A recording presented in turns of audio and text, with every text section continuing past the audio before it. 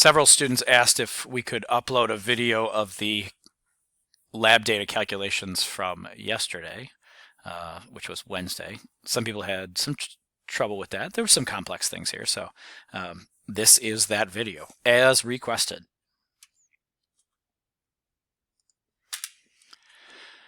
The first problem was the determination of the spring constant, and so I just kind of have a still shot from the video. Keep in mind this is the mass hanging at rest. The mass was given as 500 grams. When we do calculations, we're going to want to input that as 0.5 kilograms. And this would be the displacement from the rest position.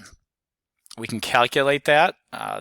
The final position was given as 101 centimeters. The initial position was given as 130, and therefore it went this way 29 centimeters.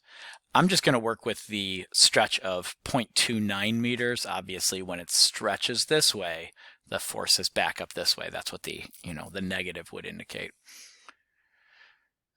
And we've done this several times, but let's draw a free body diagram. This is static equilibrium, not moving. Forces are balanced. And this is a sum of forces statement.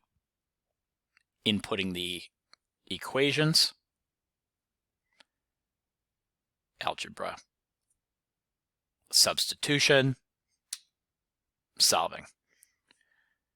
Kilograms and kilograms cancels out here, and this is newtons per meter, which is what we would expect for units for a spring constant. Now that we know the spring constant, we're going to be using it quite a bit. Obviously, if you screwed up the spring constant, some of your later calculations are going to be wrong. And if you didn't convert this into kilograms, or you didn't convert this into meters, even if you felt like you did it correctly, this wouldn't come out in the right units. The second thing we did in the exact same spot, and this is a good practice calculation and a really good setup for later, is calculate how much elastic potential energy is in here. And we know the equation for that. That's the stretch. We know the spring constant from the previous. And plugging in, we get 0.71. This will be meters squared per meter, which is just meters. And a Newton meter is a joule. So this amount of stretch of 0.29 meters is associated with this amount of elastic potential energy. Important point.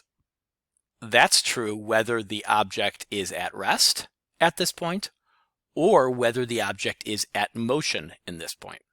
Even when it's in motion at this point, which happens in the next example, this is still the elastic potential energy at that point. So now we're trying to figure out when he drops it and it goes to this point, what is the kinetic energy and the maximum velocity at this point. This is the equilibrium position. Until this point, the gravitational force was greater than the spring force, and so it was building speed from here to here.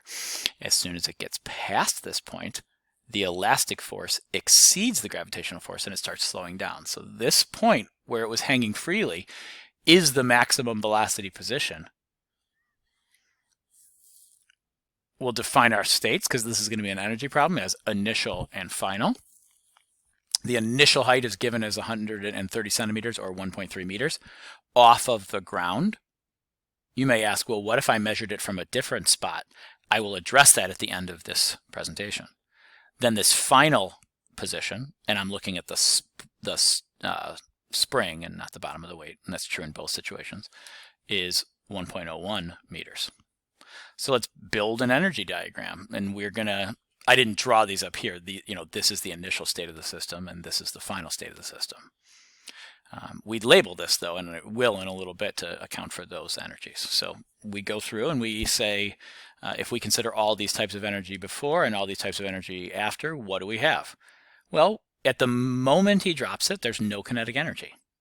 At the moment he drops it, there's no elastic potential energy because the spring hasn't stretched yet. However, it is the highest point, and there is gravitational potential energy associated with that point. and the amount is based off the measurement from the ground. Later on, at the final, the height has gone down with respect to the ground. And we can see now that there's been a decrease in the gravitational potential energy. The spring is now stretched, and so some of that is elastic. But this is sort of important. I tried to draw this to scale. It appears as though the elastic potential energy that showed up here is less than the drop in gravitational potential energy. And where is the rest of it? Well, the rest of it is in kinetic energy because the object is traveling at some velocity through that point. And that amount gives us the final kinetic energy through that point. Now let's do some calculations. If it looks like this, and we've assigned some of these a value of 0 based on the previous slide, we can calculate the initial and final gravitational potential energy with mgh. We've been using that for a while now. Therefore, the initial gravitational potential energy is 6.37 joules using a height of 1.3 meters. The final gravitational potential energy is 4.95 joules using a height of 1.01 meters. This is actually the key, I think, to understanding this properly. I said this earlier. At this position, even when it's moving, the elastic potential energy is the same because the elastic potential energy depends only on the stretch. And if this thing is stretched 0.29 meters from its original position, then there's this much stored in there, and that's what we calculated before. So what's missing? Well, the rest is kinetic energy, and so we know that the kinetic energy at this position is 0.71. You might say, is that a coincidence that it's the same as the elastic potential energy? And the answer is no, it's not a coincidence. You would see that a lot. But let's go ahead and just solve for the max velocity. So do we understand that that is the maximum velocity, and therefore that is the kinetic energy maximum for the entire trip? Plugging in our values. This came from the energy statement from the previous page, and then this is just the mass, and solving for the mass. These units, joules divided by kilograms, ends up being meters squared per second squared. And the square root of that is a meter per second. And therefore, the maximum velocity here is 1.69 meters. If that's all you needed, then stop watching there, but I'm getting into something deeper here on the next slide. The question I have is, given this, what would have happened if instead of assigning a height of 1.01 from the ground, what if we had called this zero potential energy? In other words, call this zero height. That's the lowest height in our problem, so let's just call it 0. Then this would have been the initial of 0.29 higher than that. This would have changed some amounts, but what we'll see is it doesn't change our final answer. So this original 4.95 joules with a height of 0 instead of 1.01 would have just been no gravitational potential energy at this spot. I show that there.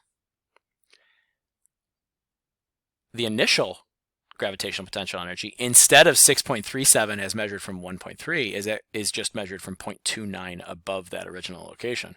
And so this would be only 1.42. That changes some equations. So instead of this being 4.95, this is going to be 0.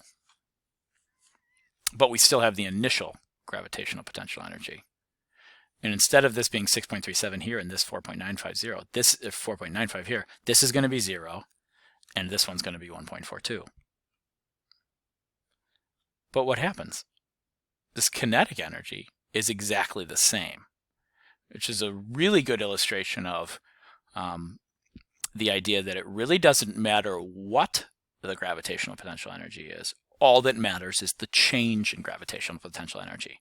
And the change between 6.37 and 4.95 is the exact same as the change between 1.42 and 0. and the kinetic energy final at the maximum velocity position ends up being the same, and solving for that maximum velocity also ends up being the same. Thanks. Hope this helped.